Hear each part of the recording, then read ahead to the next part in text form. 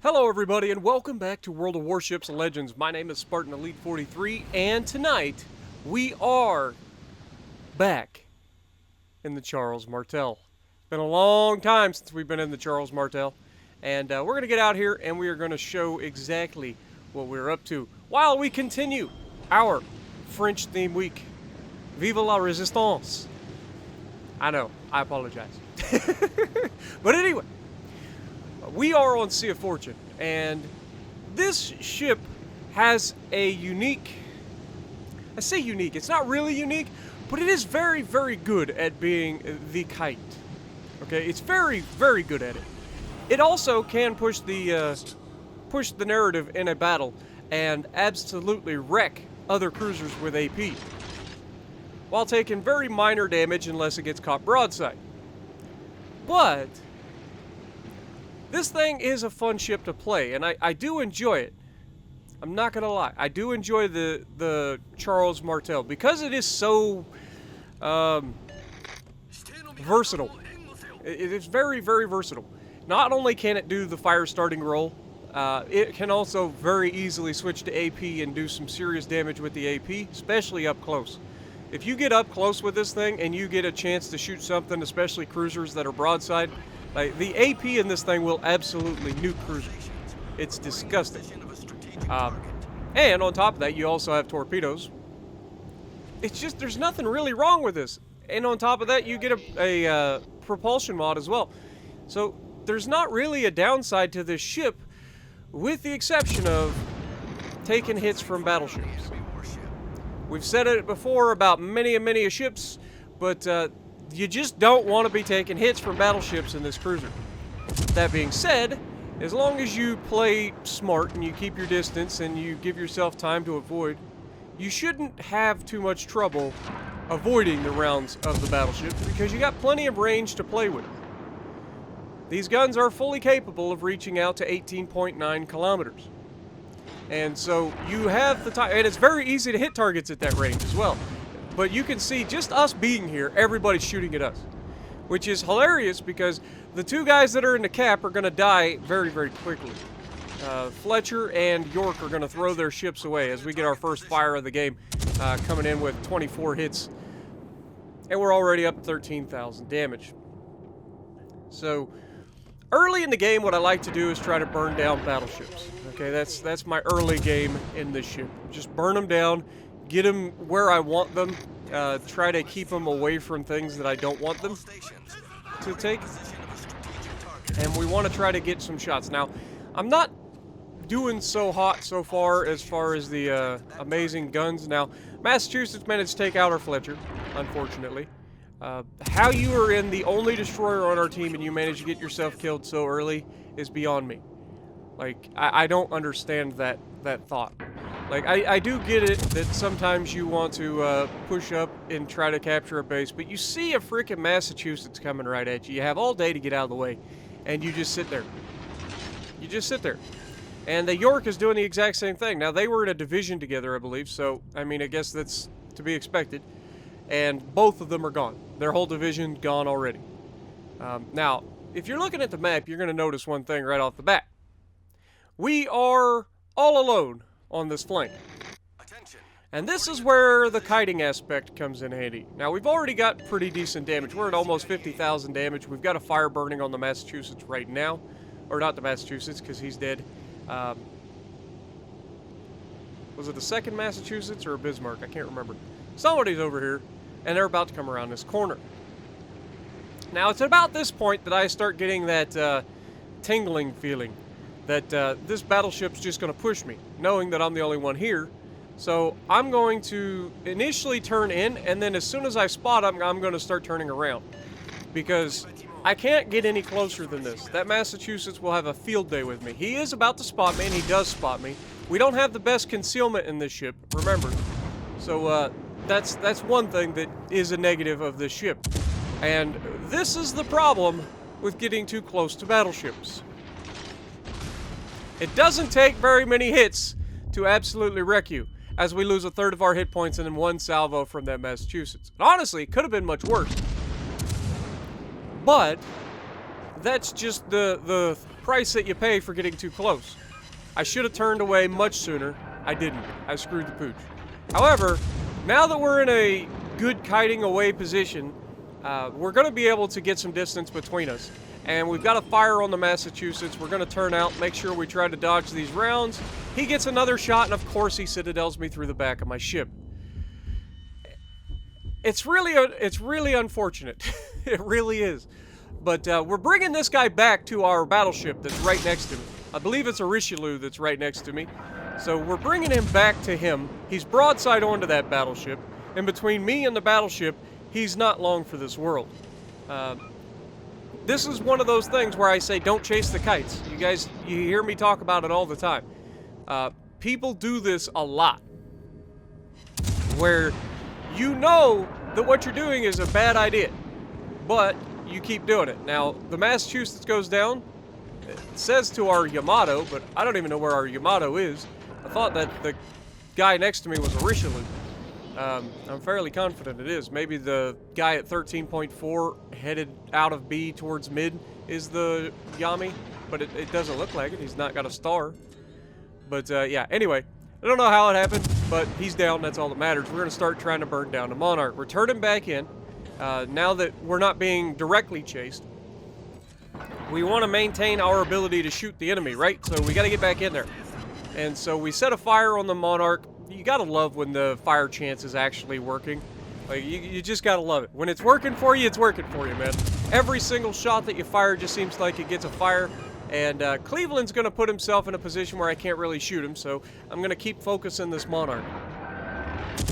Now, he gets smashed by the Richelieu that's over there to my right. And we're still not able to get a fire after we've got him to damage con a single fire. And this time, however, I believe we do actually get the fire with that rear gun. Oh. Nope, no fire. But we tried. Did he just get set on fire by the battleship secondaries? I hope not.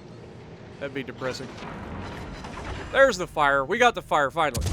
But he's trying to get behind the island, and he's going to slow down. You can tell he's slowing down. He's trying to get ready to shoot this Richelieu as he comes around the corner.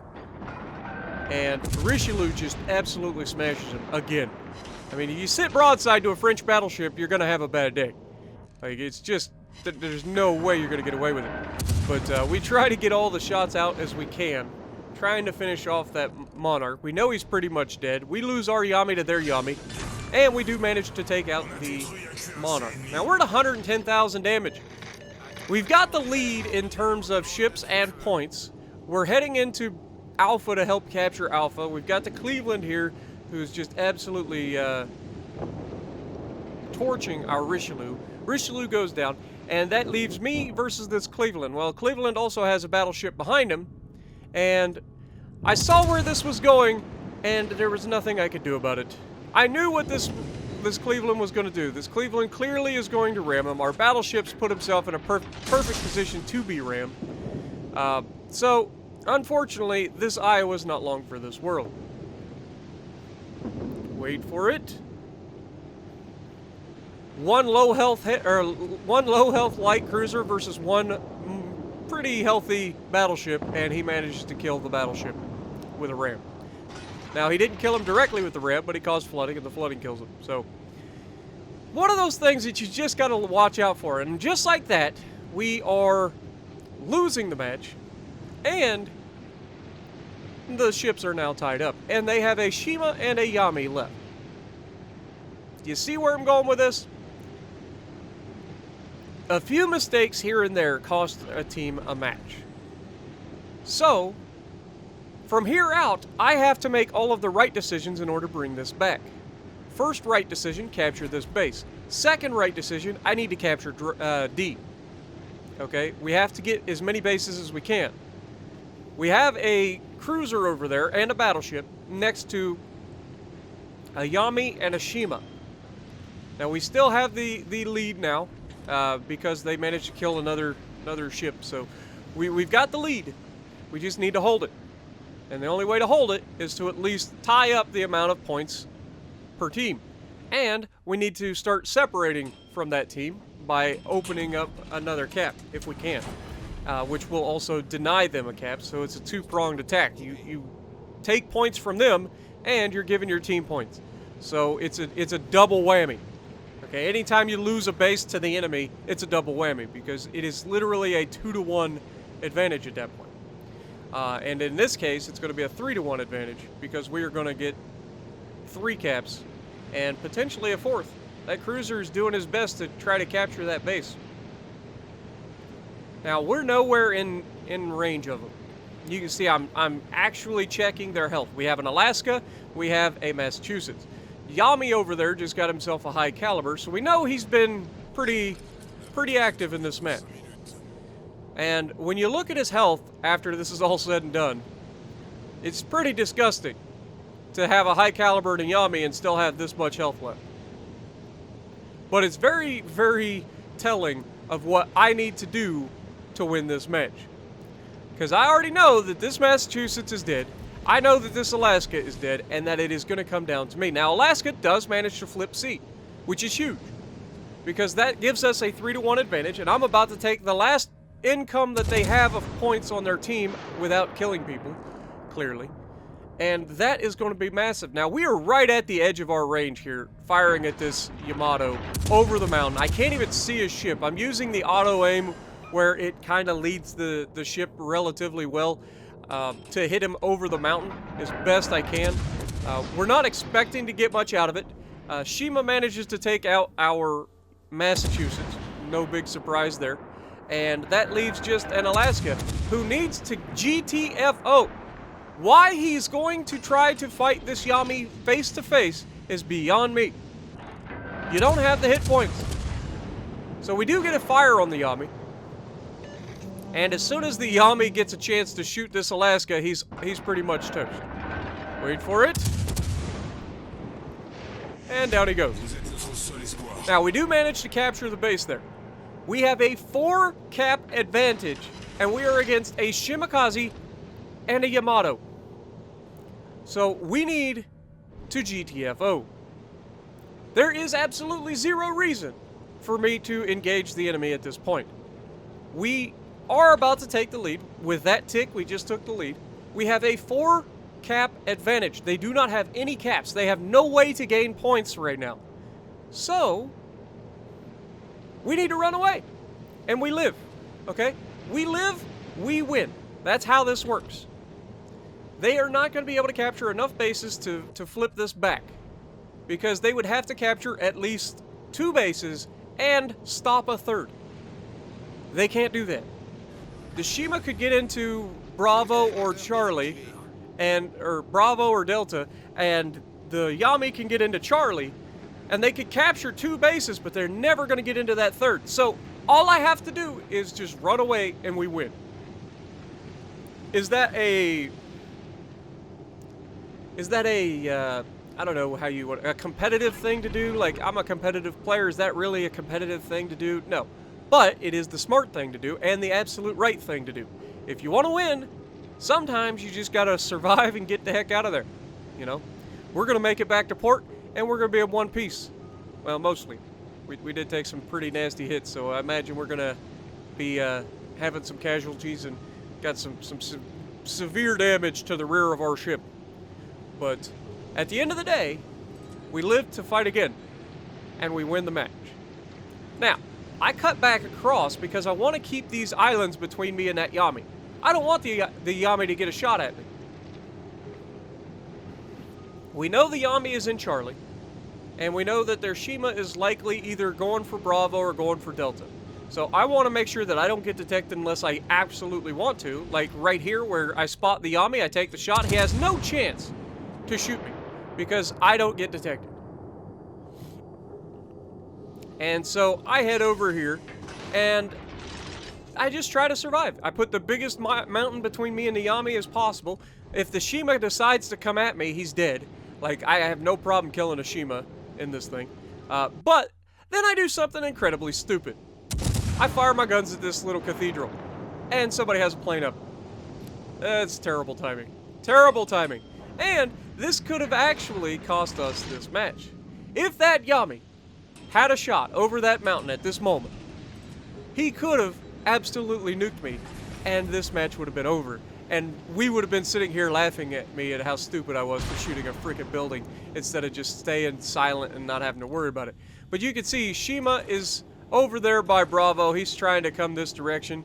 I ain't even going to give him the time of day. I don't even want to take the chance of a torpedo slipping somehow between those islands and catching me off guard because I get a little bit excessive trying to go, or aggressive, headed for that Shima. So we're just going to park ourselves up and send our sailors on a little shore leave trip over here. And then just for, good time's sake, we'll just drop a couple of torps off the rear. Make sure that anybody that may want to come around that corner gets a surprise. But we managed to win the match. Hopefully this showcases that sometimes it is better to just stop. Just don't do anything. Because winning harder loses you the match. 2,800 base XP, top of the leaderboard. So if you like what I'm doing, punch the like button, leave a comment below, subscribe to the channel if you haven't already, and as always, I will see you in the next video.